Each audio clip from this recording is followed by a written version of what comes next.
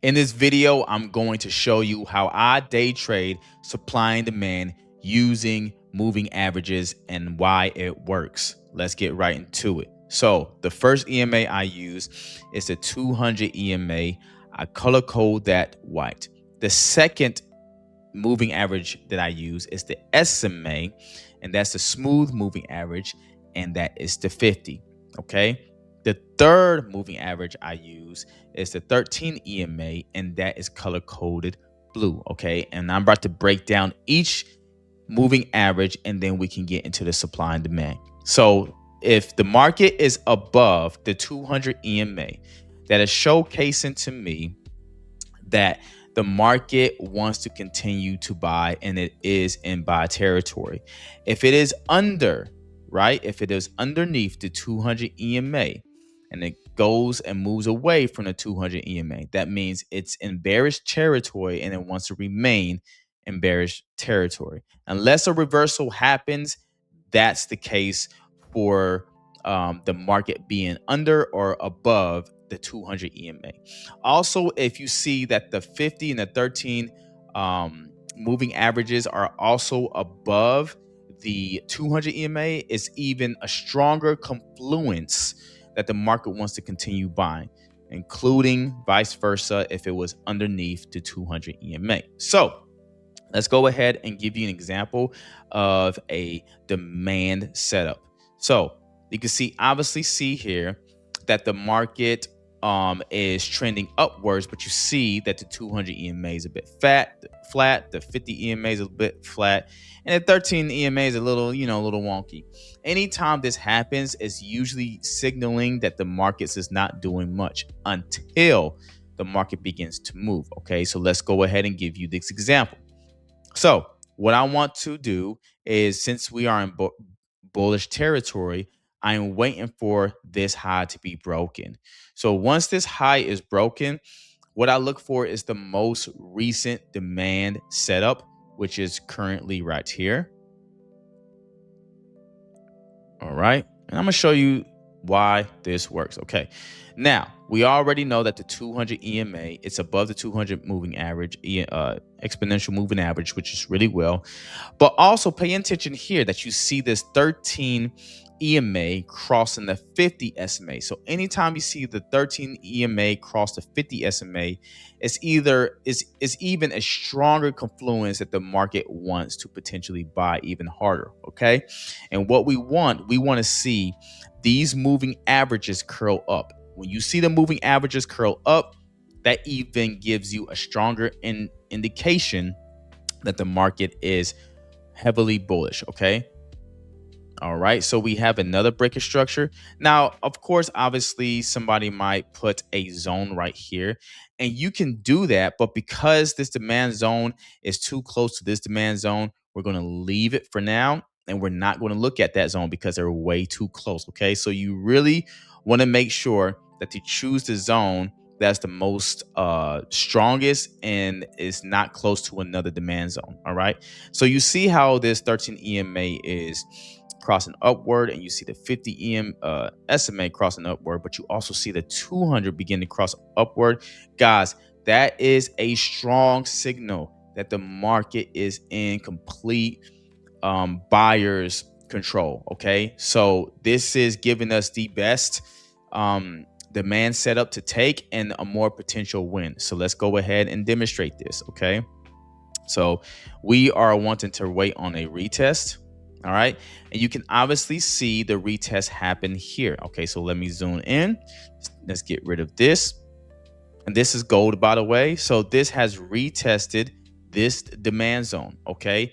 And once we see a retest happen here, we want the next candle to break the retest of the highs candle. Now, where will your stop loss be? Your stop loss would be underneath the retest candle. Now, notice that the 13 EMA just kept edging higher and higher. And anytime you see the 13 EMA edging higher and higher, that means that the buyers are really strong. Okay. And not only that, you see how the 50 SMA is also edging higher. That also is an indication that this demand zone is very strong. So anytime you see these you know, moving averages around the demand zone and they're curling upwards, that is telling you that the demand zone is holding strong. So let's go ahead and put a buy stop here, right? And our 1-to-1, right? If you're a scalper, which I am, will be there, right?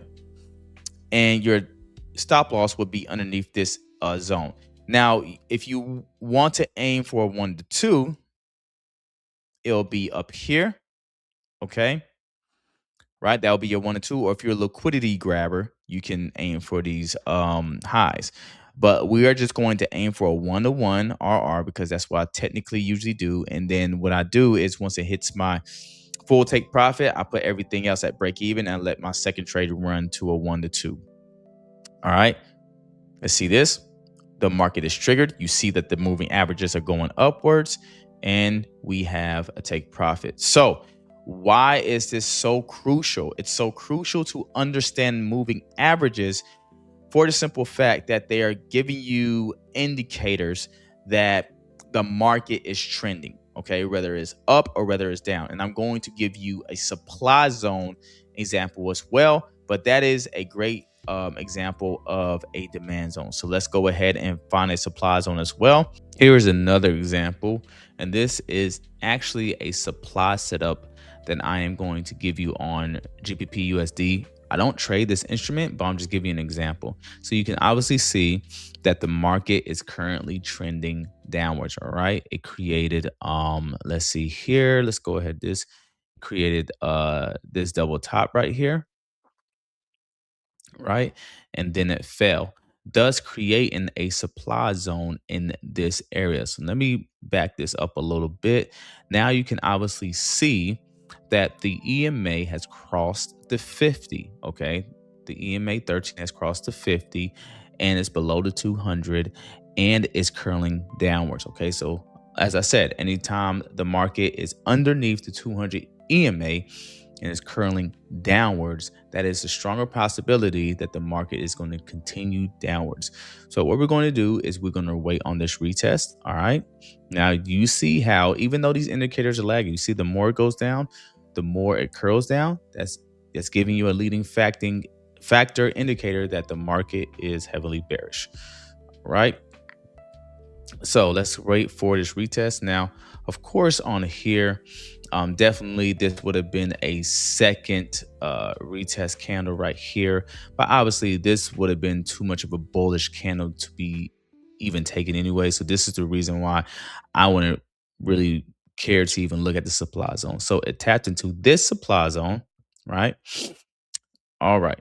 Now, this rejection candle hit the 200 EMA, even perfect. Remember, when you're trading a supply or demand zone, as long as there's a wick here, it's still valid. But if the body fully closes above the supply zone or the demand zone, then it's invalid. But right here, it definitely wicked and went all the way back down. Now, also, I want you to pay attention to this. It tapped the 200 EMA.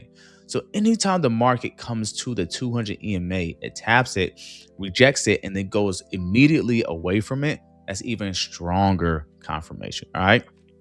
So we have that candle. Now that we got the retest candle, we want to wait for the next candle to break this candle's low. So let's go ahead and put our sell stop here. All right. And our stop loss is right here. This would be, if you was trading futures, this would be a 7-point stop loss. If you trade in Forex, this would be a 7-pip stop loss. Okay. And your take profit would be 101 right here. All right. Boom. So your take profit hit. So guys, this is a wonderful, beautiful way of trading supply and demand with moving averages, giving you extra confluences. I know the next question would probably from you guys, does this work on all time frames? Yes, it does. It works on a 4-hour, the 1 hour, the daily, the weekly, the 1 minute, the 5 minute, but it highly works for me on the 5 minute, the 15 minute, and the 1 minute. Okay. But I highly suggest that you stick with the 5 minute because it's consistent on the 5 minute. And if you are looking for higher RRs, you can also test it out on the 1 minute. So I hope this video was definitely helpful for you.